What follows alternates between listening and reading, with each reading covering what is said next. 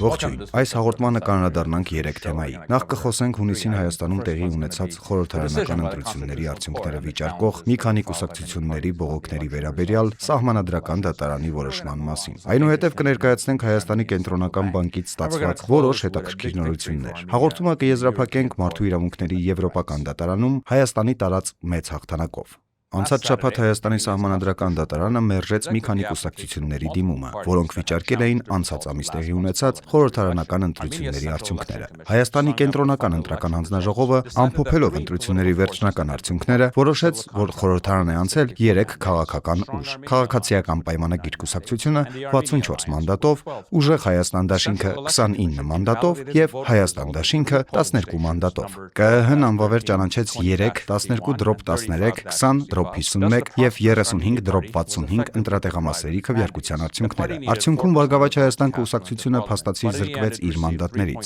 Կուսակցությանը խորհրդարան մտնելու համար անհրաժեշտ էր քվեարկությանը մասնակցած ընտրողների 4%-ը, բայց ի վերջո այն ստացավ 3.98% ձայն։ ԲՀԿ-ն կհաղթահարեր անցողի քշեմը, եթե ԿԸՀ-ն անվավեր չճանաչեր 3 ընտրատեղամասերի արդյունքները։ Ինչ կարող ենք ասել սրա մասին։ Եթե կարճ, ապա սա ընտրակեղծիք է։ Երբ Չեղյալ ես հայտարարում 3 կոնկրետ ընտրատեղամասերի արդյունքները, որտեղ տվյալ կուսակցությունը լավագույն արդյունքներն է գրանցել, պարզապես թույլ չտալու, որ այն հասնի 4%-ի անցողի քշեմին։ Դա հնարավոր չէ որակել այլ բան, քան ընտրակեղծիք, հատկապես հաշվի առնելով փաստը, որ այդ 3 ընտրատեղամասերում ընտրախախտումներն իրականում կատարել է իշխող կուսակցությունը, այլ ոչ թե խնդրո առարկա կուսակցությունը։ Ընտրությունները միջազգայինորեն գնահատվում են 2 չափանիշով։ Արդյոք դրանք արդար են եւ ազատ։ Ինչ վերաբերում է արդարությանը, ապա այս տարվա ընտրությունները ոչ մի կերպ արդար չէին մի քանի պատճառով։ Առաջին, խորհրդարան անցած հիմնական ընդդիմադիր կուսակցությունը Ուժեղ Հայաստանը ակնհայտորեն ջանքեր է գործադրել ձայներ գնելու համար։ Երկրորդ, Ռուսաստանը, Եմեն եւ Արևմուտքը մեծապես միջամտեցին ընտրություններին, իսկ վարչական ռեսուրսի կառավարումը մեծապես իշխող կուսակցության օգտին էր։ Եվ ակնհայտ է, որ վարչական ռեսուրսի կիրառման զգալի մասը տեղի ունեցավ հատկապես փոքր քաղաքներում, որտեղ շատ մարդիկ ստիպված էին քվեարկել իշխող կուսակցության օգտին։ Մի բան, որ չէր եղել նախորդ 2 ընտրությունների ժամանակ։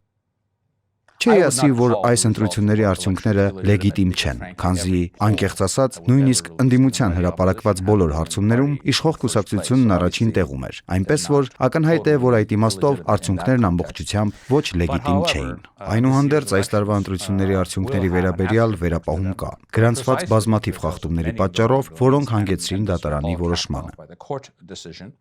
Կարճ ասած, ընտրություններն անարդար էին եւ ըստ էության massամբ ազատ։ Սա հսկայական նահանջ է 2018 եւ 2021 թվականների ընտրությունների համեմատ, որոնք արդար էին եւ ազատ։ Դատարանի որոշման հրապարակումից հետո երկուշաբթի Ազգային անվտանգության ծառայությունը խոզարկություն իրականացրեց Բարգավաճ Հայաստան կուսակցության առաջնորդ Գագիկ Ծառուկյանի տանը, հարկերից խուսափելու 2019 թվականին անցկացված աուդիտի եւ ենթադրյալ փողերի լվացման մեղադրանքներով։ Նրա ձերբակալումն ուղեկցվեց իսկապես տգեղ տեսարաններով, որոնք հարիր չեն ժողովրդավարական հասարակությանը, եւ սա իսկապես արդեն ասացի ընտրություններին առնչվող իրադարձությունների գագաթնակետն էր,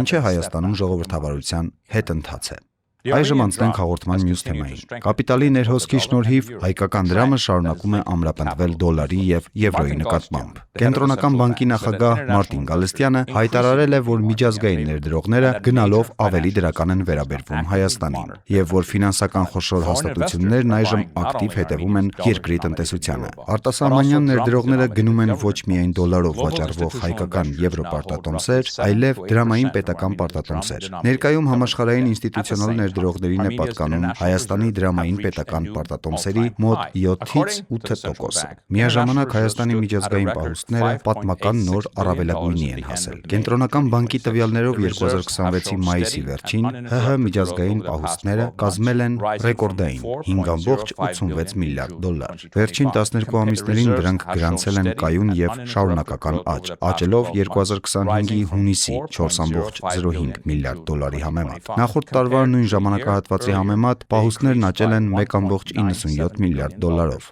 ինչը կազմում է ավելի քան 50% աճ։ Ինչ է սա իրականում նշանակում։ Մենք տեղեկություններ ունենք, որ կենտրոնական բանկը մեծ ծավալով դոլար է գնում, ենթադրաբար ամսական մոտ 100 միլիոն։ Ակնհայտ է, որ իրական թիվը շատ ավելի մեծ է, մոտ 150-ից 200 միլիոն դոլար, եւ սա արվում է կանխելու դրամի չափազանց շատ արժևորումը միջազգային հիմնական արժույթների նկատմամբ։ Այստեղ հարց կարող է առաջանալ. ինչու՞։ Որովհետև մարդիկ կարծում են, որ ուժեղ արժույթն ընդհանուր առմամբ օգտակար է, մինչդեռ ուժեղ արժույթը շատ վնասակար է մեր արտահանողների, մասնավորապես ՏՏ ոլորտի համար, որը կորցնում է մրցունակությունը, եթե դոլարն ավելի է թուլանում դրամի նկատմամբ։ Կենտրոնական բանկը հավանաբար կշարունակի մեծ քանակի արժույթ գնել, հնարավոր է ամսական ավելի քան 200 միլիոն դոլար, քանզի սպասվում է, որ Հայաստան կապիտալի ներհոսքը կշարունակվի տարբեր տարածաշրջաններից։ Եթե Պարսից ծոցի քաղաքական ճգնաժամը շարունակվի, ինչը հավանական է թվում, եւ եթե Ռուսաստանը մտնի քաղաքական ավելի խորը ճգնաժամի փուլ, ապա այս թվերը անշուշտ կաճեն։ Մեր հաղորդումների ժամանակ մենք հաճախ ժամանակի զգալի մասը նվիրում ենք Հայաստանի կառավարության անգործությունը քննադատելուն։ Սակայն այս ոլորտը բացառություն է։ Մեր կենտրոնական բանկը կառավարում է եւ մշտապես կառավարել են բարձրակարգ եւ պրոֆեսիոնալ մասնագետներ։ Ըստ էության, սրա համար պետք է արժանին մատուցել Հայաստանի բոլոր 4 առաջնորդներին, որոնք ղեկավարել են երկիրը, նրանք երբեք չեն միջամտել կենտրոնական բանկի որոշումներին կամ չեն քաղաքականացրել դրանք։ Մենք պարզապես բավարար չափով չենք գնահատում սա։ Եվ եթե իսկապես ուզում եք հասկանալ, թե ինչ նկատի ունեմ, պետք է նայել, թե ինչ է կատարվում որոշ հարևան երկրներում, որտեղ գնաճի մակարդակը 40-50% է, եւ ազգային արժույթները, անկեղծ ասած, իրենց արժեքով քիչ են տարբերվում զուգարանի թղթից։ Երկու շաբաթ առաջ Հայաստանը մարդու իրավունքների եվրոպական դատարանում կարևոր հաղթանակ տարավ մի գործով, որը վերաբերում է 2016-ին այսպես կոչված ադրբեջանցի զինվորների կողմից Արցախ անօրինական ներխուժման ժամանակ հայ զինվորների դեմ կատարված ռազմական հանցագործությունների։ 2016 եւ 2020 թվականներին կատարված ռազմական հանցագործությունների դեմ պայքարում սա հավանաբար կլինի առաջինը բազմաթիվ հաղթանակներից, որոնք թերևս տեղի կունենան հաջորդ տարվա ընթացքում։ Մարդու իրավունքների եվրոպական դատարանը վճիռ է կայացրել Ադրբեջանի դեմ 2016-ի ապրիլյան քառօրյա պատերազմի վերաբերյալ առաջին գործով։ Դատարանը գտել է, որ ադրբեջանական ուժերը խոշտանգել եւ գլխատել են մայոր Հայկ Թորոյանին, ինչի համար Բաքվին պարտավորեցրել է նրա ընտանիքին 90,000 եվրո տուգանք վճարել։ Ստրասբուրգի դատարանն իր որոշումը հրապարակել է հունիսի 18-ին Լեռնային Ղարաբաղում շփման գծի երկայնքով տեղի ունեցած քառօրյա պատերազմից ուղիղ 10 տարի անց։ Դատարանը վճռել է, որ Ադրբեջանը խախտել է կյանքի իրավունքը եւ խոշտանգումների արգելքը, վկայակոչելով սպայի գլխատումն ու մարմնի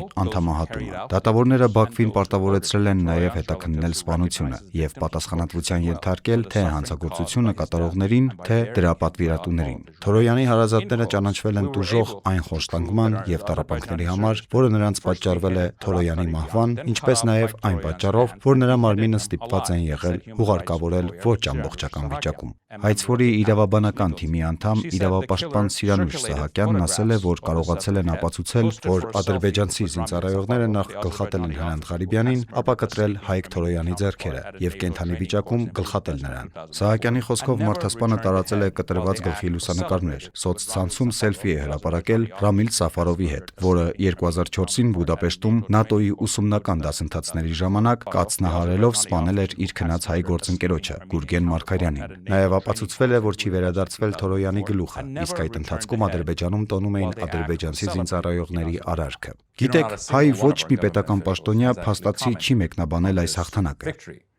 Միջազգային իրավունքը կամ դատական համակարգը գործնականում չօգտագործելը երկիրը հետագա ճնշումներից պաշտպանելու եւ պետական շահերը առաջ մղելու համար այն չօգտագործելը թերևս ներկայիս կառավարության ամենամեծ թերություններից է։ Ես սա ընդգծում եմ այն պատճառով, որ Բաքվի ռեժիմի հանցավոր էության բացահայտումն իրականում դրա ամենամեծ խոցելիությունն է։